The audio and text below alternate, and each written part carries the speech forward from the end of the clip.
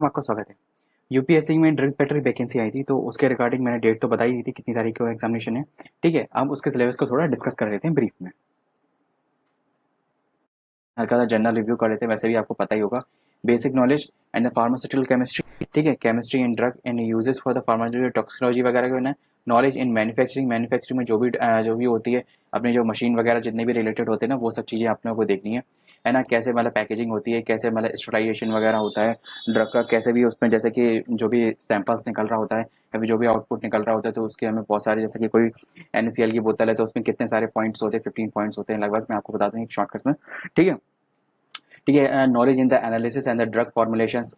ठीक है, जो आपने QA डिपार्टमेंट होता है वो उसके रिलेटेड है ये। ठीक। और procedure for involving in the collection of the blood samples, blood and preparation end of its content, ये तो नॉर्मल चीज़ है ना। तो वो चीज़ आप आराम से पता चल सकते हैं, जैसे कि एनाटॉमी में दिया गया है ये चीज़। ठीक है, मिल जाएगा। अब जैसे कि ये जो नेक्स्ट पॉइंट है, ये क्या है, procedure in the production in the vaccine sera and biotech procedure. देखो, अभी आप जानते हैं हम लोग कोविड के बहुत बड़े एरा से निकले हुए हैं। तो फिर हम लोग ये समझ सकते हैं कि मतलब वैक्सीन्स के बारे में क्वेश्चंस और बायोटेक के बारे में क्वेश्चंस कितने ज़्यादा इंपॉर्टेंट है।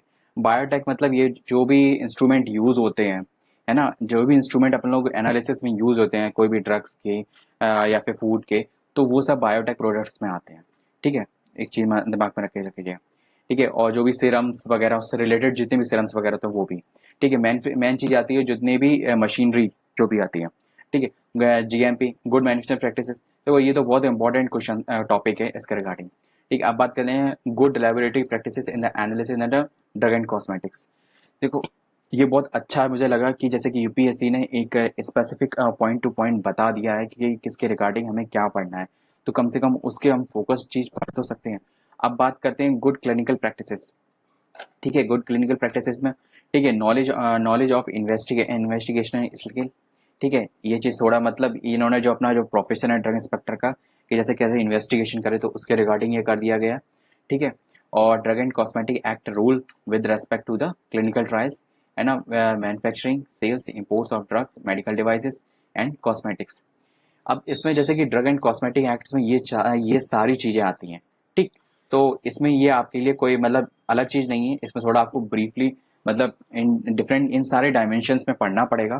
ठीक है, जैसे कि ये जितने डायमेंशंस इसमें दिए गए हैं, जैसे कि क्लिनिकल ट्रायल्स है, एक सेकेंड का, है ना, जैसे कि क्लिनिकल ट्रायल्स, मैन्युफैक्चरिंग, सेल्स वगैरह, ये पोर्ट्स वगैरह, ये सब चीज़ें दी गई है ना। तो इन सब चीज़ों के बारे में मतलब ये एक चीज़ बहुत मुझे अच्छा लगा कि क्लियर कट हमें दिया गया कि हमें डायरेक्शन पता है किधर किस वे में जाना है। अब बात कर लेते हैं basic principles and the biopharmaceutics and the pharmacokinetics. Biopharmaceutics, अगर मैं गलत नहीं हूँ तो आप लोग ने थर्ड ईयर या फिर किसी किसी के फोर्थ ईयर में आपको मिल जाएगा बड़े आराम से बायोफार्मास्यूटिक्स में। ठीक है, मैंने फोर्थ ईयर में पढ़ा था।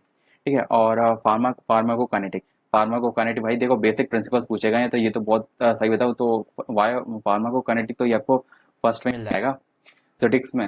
ठीक है, ये चीज़ आप दिमाग में अगर आगे अगर कोई फार्मासिस्ट रिलेटेड देख रहा होगा तो हाल रिलेट कर जाएगा मुझसे। ठीक है, basic knowledge of the computer application, ये भाई आप लोगों ने फर्स्ट सेमेस्टर में पढ़ा था कंप्यूटर एप्लीकेशन की बेसिक नॉलेज।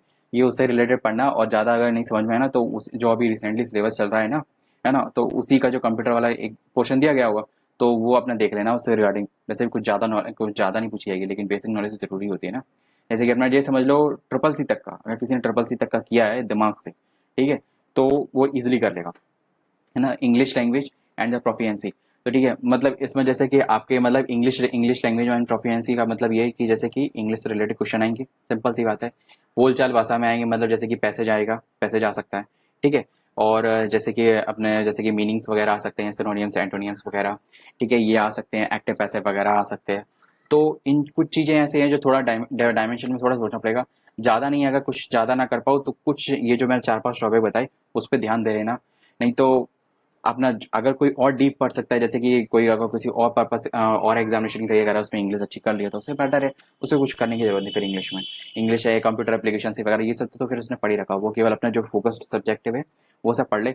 और मुझे एक चीज़ मैं दिल से कहूँगा, मैं बहुत हैप्पी हूँ कि मतलब यूपीएससी ने इतना, अब इसमें कितना वो डायमेंशनली जाते हैं, है ना, कि यार फिर जो सिलेबस इन्होंने दिया है ये उसी पे ही डटे रहते हैं, क्योंकि इस पे डिपेंड करता है। क्योंकि यूपीएससी कभी एक मतलब जो चीज़ देता है तो उसके बहुत सारे डायमेंशंस में जाता है। अब हम लोगों को उस तरीके जितना सोच सकते हैं, जितना कर सकते हो अपन लोग करो, क्योंकि लास्ट डेट कुछ ज़्यादा नहीं है, जो एग्जामिनेशन डेट है वो 19 अगस्त है। आज जैसे कि 9 जुलाई हो चुकी है, तो कुल मिला के 40 दिन है, इससे ज़्यादा टाइम नहीं है। तो बस देखना है, उसके हिसाब से मिलते हैं। कुछ भी और अपडेट आता है या फिर इसके रिगार्डिंग जैसे भी कोई चेंजमेंट आता है या कुछ भी अपडेट आए, तो प्लीज़ आप चैनल को सब्सक्राइब लीजिए, मैं आपको बता दूंगा। मिलते हैं नेक्स्ट वीडियो में नई इन्फॉर्मेशन के साथ। जय हिंद। और हाँ, इस वीडियो से रिलेटेड मैं एक प्लेलिस्ट बना दूंगा अपने उसमें, और जैसे कि आप यूपीएससी ड्रग इंस्पेक्टर के नाम से, तो आप जैसे इससे रिगार्डिंग जो भी वीडियो होगी तो उसमें डल जाएगी। जैसे कभी कभार अगर नोटिफिकेशन आए तो आप उसके अकॉर्डिंग आप अप्रोच करके बोल सकते हैं। मिलते हैं नेक्स्ट वीडियो में। जय हिंद।